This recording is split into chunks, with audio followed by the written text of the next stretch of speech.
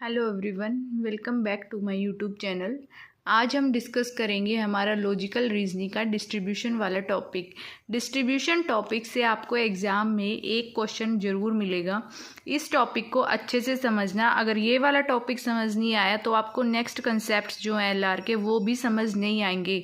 जैसे हमारी formal fallacy हो गई, वो वाले कंसेप्ट आपको समझ नहीं आएंगे। इसलिए डिस्ट्रीब्यूशन के कंसेप्ट्स को ध्यान से सुनना और ध्यान से समझना। अब डिस्ट्रीब्यूशन का मतलब क्या है? डिस्ट्रीब्यूट करना, मतलब कौन सी टर्म है हमारी जो डिस्ट्रीब्यूटेड है, कौन सी है जो अनडिस्ट्रीब्यूटेड है। सबसे पहले बात करते हैं हम अपनी प्रपोजिशन ऑल। ऑल को हम ए से डिनोट करते हैं। ऑल जो है यूनिवर्सल अफर्मेटिव यानी पॉजिटिव स्टेटमेंट होती है जो यूनिवर्सली अवेलेबल है। All S are P, for example all S are P, सारे जो एस हैं वो पी है। तो इसमें हमारा डिस्ट्रीब्यूटेड स्टेटमेंट जो है वो एस है और जो अनडिस्ट्रीब्यूटेड है वो पी है। याद रखना, ऑल स्टेटमेंट में एस मतलब सब्जेक्ट, पी मतलब प्रेडिकेट। ऑल वाले में हमारा सब्जेक्ट जो है डिस्ट्रीब्यूटेड होता है और प्रेडिकेट जो है अनडिस्ट्रीब्यूटेड होता है। नेक्स्ट आती है हमारी नो वाली स्टेटमेंट जो कि यूनिवर्सल नेगेटिव है, जिसको हम ई से डिनोट करते हैं। इसका एग्जांपल है no S are P, no subject are predicate. S मतलब S stands for subject, P stands for predicate. तो इसमें जो हमारा सब्जेक्ट है वो डिस्ट्रीब्यूटेड होता है और प्रेडिकेट भी डिस्ट्रीब्यूटेड होता है। नो में सब्जेक्ट और प्रेडिकेट दोनों डिस्ट्रीब्यूटेड होते हैं। सम में यानी आई, सम को हम क्या बोलते हैं? Particular affirmative. Some S are P ये ऑल का अपोजिट होता है। जैसे ऑल वाली ए वाली जो प्रपोजिशन है उसमें हमारा सब्जेक्ट डिस्ट्रीब्यूटेड था और प्रेडिकेट अनडिस्ट्रीब्यूटेड था। सम वाली स्टेटमेंट में हमारा सब्जेक्ट अनडिस्ट्रीब्यूटेड होगा और हमारा प्रेडिकेट जो है वो भी अनडिस्ट्रीब्यूटेड होगा। सॉरी, ये ए का नहीं, ये इसका ई वाली जो प्रपोजिशन है उसका अपोजिट है। नो में दोनों डिस्ट्रीब्यूटेड होंगे सब्जेक्ट एंड प्रेडिकेट, और सम वाली स्टेटमेंट में दोनों अनडिस्ट्रीब्यूटेड होंगे। फॉर एग्जाम्पल वेन डायग्राम से हम समझते हैं इसको। जैसे ये ऐसे, ये पी है। अब एस का जो कुछ पोर्शन है वो पी है, तो यहाँ पे हमारा एस भी लेस देन 100% है और पी है जो वो भी लेस देन 100% है। तो इन दोनों में से कोई भी डिस्ट्रीब्यूटेड नहीं है। और नो एस आर पी को अगर हम वेन डायग्राम से देखें तो एस, नो एस और पी का क्या बनेगा हमारा वेन डायग्राम? ये एस हो गया, ये हमारा पी हो गया। इन दोनों में कोई भी रिलेशन नहीं है। क्रॉस का मतलब है ये दोनों एक दूसरे से अनरिलेटेड है। अनरिलेटेड है तो उस टाइम पे 100% हमारा सब्जेक्ट भी डिस्ट्रीब्यूटेड है और हमारा प्रेडिकेट जो है वो भी 100% डिस्ट्रीब्यूटेड है। और जो ऑल वाली स्टेटमेंट है उसको कैसे समझेंगे हम वेन डायग्राम से? जैसे ऑल एस आर पी, जो ये मान लो के है वो ऑल के आर एच, यानी जो के है वो एच का पोर्शन है। के को हम अकेला तोड़ सकते हैं, यानी एच में से हम के को निकाल सकते हैं। तो इसलिए हमारा जो सब्जेक्ट है वो डिस्ट्रीब्यूटेड है, प्रेडिकेट है वो अनडिस्ट्रीब्यूटेड है। अब बात करते हैं सम नोट, जिसको हम पर्टिकुलर नेगेटिव बोलते हैं। सम S are note P. Some S, सम के साथ क्या हो गया? एस के साथ क्या जुड़ गया? सम। तो सम एस यानी अनडिस्ट्रीब्यूटेड। और जो नोट पी यानी पी जो है वो अकेला है, वो पी अकेला है तो वो डिस्ट्रीब्यूटेड है। वेन डायग्राम क्या बनेगा इसका? जैसे ये एस है, ये पी है। सम एस का कुछ पोर्शन जो है, मान लो एस का ये वाला पोर्शन है हमारा, ये जो मैंने ये डार्क कर रखा है, ये पी से रिलेटेड नहीं है, यानी एस का ये पोर्शन अनडिस्ट्रीब्यूटेड नहीं है। ये तो डिस्ट्रीब्यूटेड है लेकिन ये डिस्ट्रीब्यूटेड नहीं है। और जो पी है हमारा वो 100% है, तो वो इसलिए डिस्ट्रीब्यूटेड है।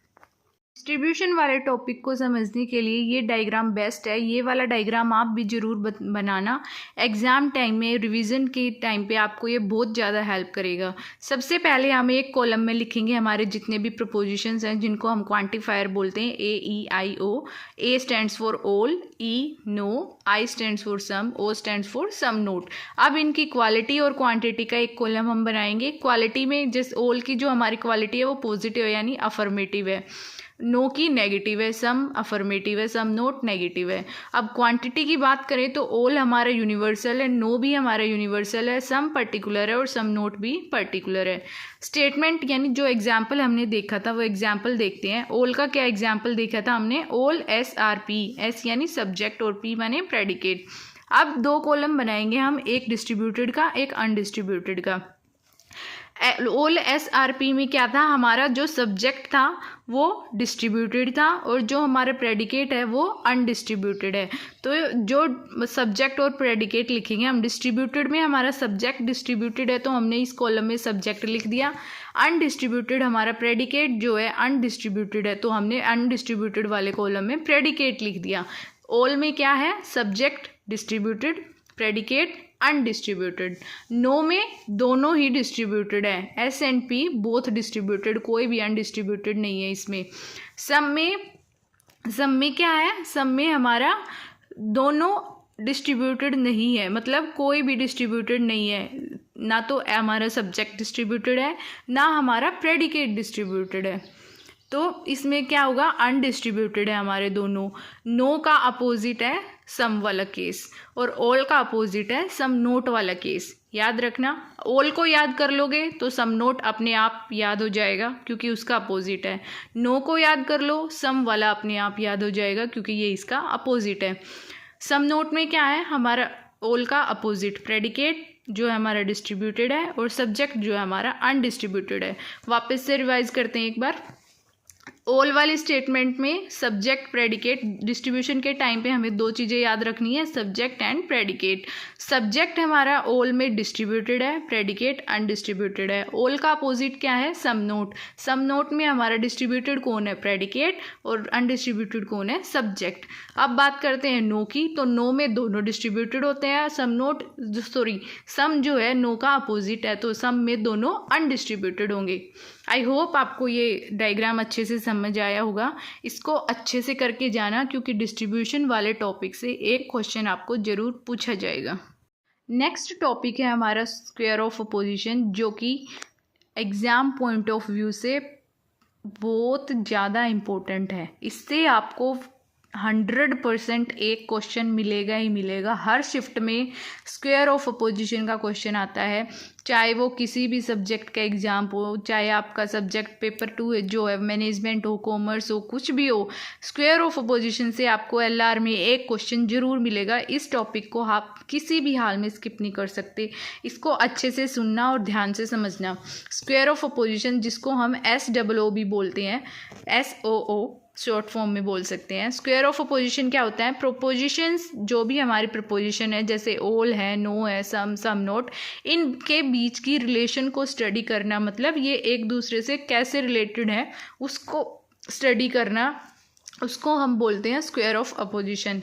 अब बात करते हैं इनके रिलेशन की। क्या ऑल, नो, सम नोट ये कैसे एक दूसरे से रिलेटेड है, क्या रिलेशन है इनके बीच में। सबसे पहले बात करते हैं हम ऑल और नो की। ऑल और सम नोट, ऑल और सम नोट जो है वो एक दूसरे के कॉन्ट्राडिक्टरी हैं। मतलब जो चीज़ यहाँ पे है वो यहाँ नहीं होगी। अगर मैं यहाँ प्रेजेंट हूँ तो मैं यहाँ पे एब्सेंट हूँ। अगर ये ट्रू है तो ये 100% फॉल्स होगा ही होगा। ये है हमारा कॉन्ट्राडिक्टरी। कॉन्ट्राडिक्टरी क्या कहता है कि अगर एक चीज़ यहाँ अवेलेबल है तो वो दूसरी जगह पे नहीं है, मतलब ये ट्रू है तो ये फॉल्स ही होगा, ये ट्रू नहीं हो सकता। नेक्स्ट आता है हमारा कॉन्ट्राडिक्टरी, जो कि ऑल और नो की रिलेशन है, कॉन्ट्रेरी जो ऑल और नो की रिलेशन बताता है। देन सब कॉन्ट्रेरी आई और ओ, सब अल्टर्न ए और आई, कॉन्ट्राडिक्टरी ए और ओ, ई और आई, ये जो है ये दोनों आपस में कॉन्ट्राडिक्टरी हैं। ए और ई का रिलेशन है कॉन्ट्रेरी है, आई और ओ का रिलेशन है सब कॉन्ट्रेरी है, और जो ए और आई का ई और ई का ओ के साथ जो रिलेशन है उसको हम बोलते हैं सब अल्टर्न। अब बात करते हैं कॉन्ट्राडिक्टरी वाले की। कॉन्ट्राडिक्टरी स्टेटमेंट्स कौन सी, ए और ओ, आई और ई। अब कॉन्ट्राडिक्टरी का रूल क्या है, दो पेयर होंगे ए ओ ई आई। क्वालिटी क्या है दोनों की, डिफरेंट है। क्वांटिटी भी डिफरेंट है। क्वालिटी यानी ये पॉजिटिव है तो ये नेगेटिव है, क्वांटिटी भी ये यूनिवर्सल है, ये पर्टिकुलर है, दोनों की क्वालिटी और क्वांटिटी डिफरेंट है। कॉन्ट्राडिक्टरी क्या कहता है कि अगर एक ट्रू है, if one is true other will be false definitely, और वाइस वर्सा, यानी अगर एक ट्रू है तो दूसरा जो है 100% फॉल्स होगा, या अगर एक फॉल्स है तो दूसरा 100% ट्रू होगा। Both can not be true और false at the same time, दोनों एक टाइम पे ट्रू और फॉल्स नहीं हो सकते। याद रखना, इससे आपको स्टेटमेंट बेस्ड क्वेश्चन पूछ लिया जाता है कि both can not be true and false at the same time, ये किसका रूल है? तो याद रखना ये कॉन्ट्राडिक्टरी का रूल है। इफ़ वन इज़ डाउटफुल या अनडिटरमाइंड भी हम बोल सकते हैं, अगर एक अनडिटरमाइंड है तो दूसरा भी अनडिटरमाइंड यानी डाउटफुल होगा। फॉर एग्जाम्पल, अगर हमारा ए जो है वो ट्रू है तो हमारा ओ फॉल्स होगा, अगर आई हमारा फॉल्स है तो ई हमारा ट्रू होगा, अगर ई जो है हमारा डाउटफुल है तो जो आई वाली स्टेटमेंट है वो भी हमारी डाउटफुल होगी।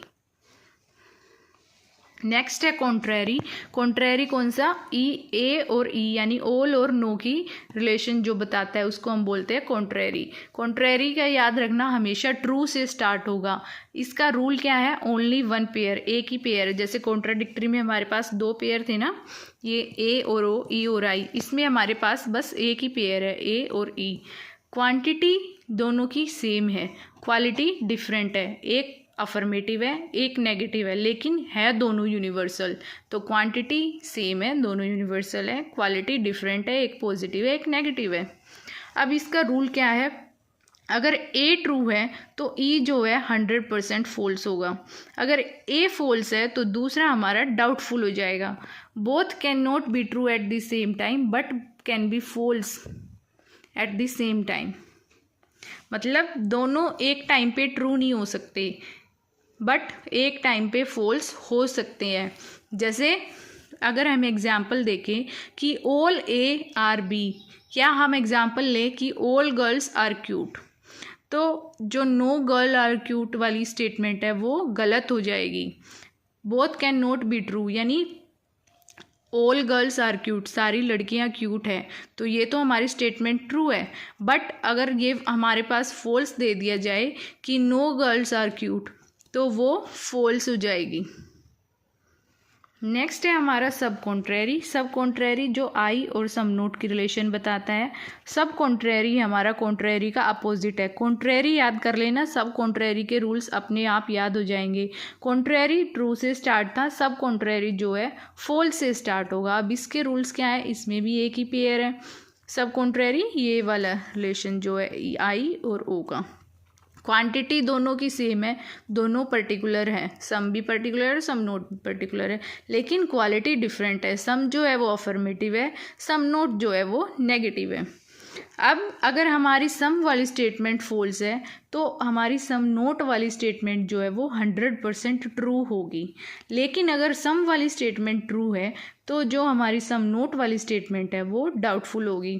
ये कॉन्ट्रेरी का अपोजिट है। कॉन्ट्रेरी में क्या था कि both can not be true at the same time but they can be false. ये उसका अपोजिट है कि both can be false at the same time but they can not be true at the same time, यानी दोनों एक time पे false हो सकते हैं लेकिन दोनों एक टाइम पे ट्रू नहीं हो सकते।